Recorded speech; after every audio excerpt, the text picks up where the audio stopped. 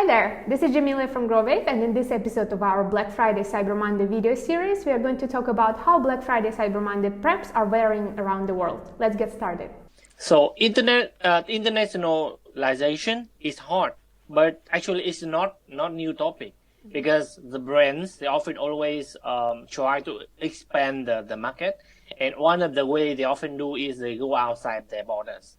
However, most brands, they only focus on spending money on to reach as many people as possible, and then they just sit there and wait for the visitor to make a purchase at the end.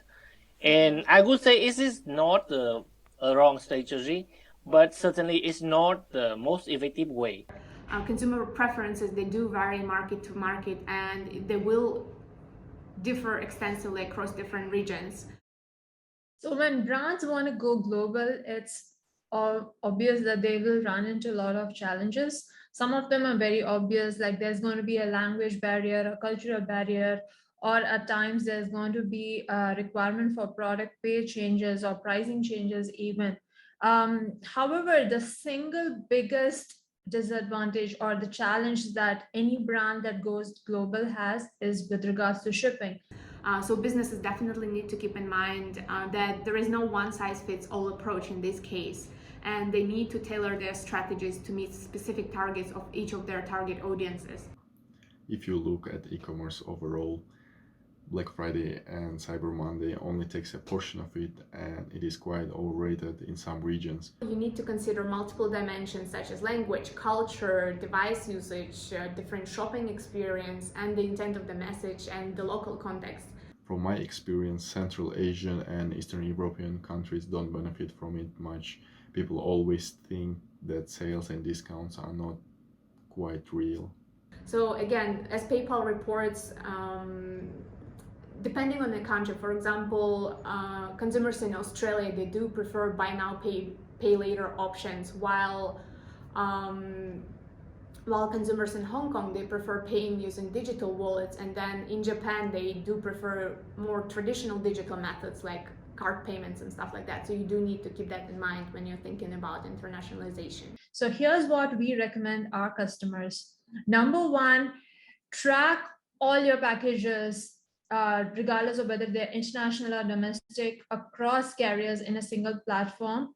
Number two is having a minimum average order value eligibility to be able to access free shipping. Number three is across carriers, partner with the local ones so that you're able to match the expectations of hyperfast deliveries. Number four is, of course, very simple, which is providing a customer support across all the geographies 24/7. And my only advice to the brands is that you should not go global if you do not provide the local experience. And I would say from my own experience, when I expanded my US business to Europe market, and we wasted money on advertisement on many big Europe market like UK, France, or Germany, and we fail. We fail even in UK, where people, they speak English. And then the strategy only work until we provided a local experiences. And one thing to note and to remember here is that the local experience should not just about the language, and it should include another elements like about the culture, the taste, and user behaviors.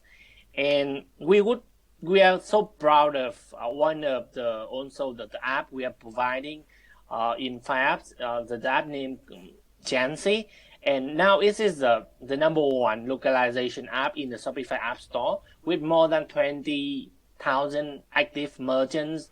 And we are using very native Shopify translation API with the Google API.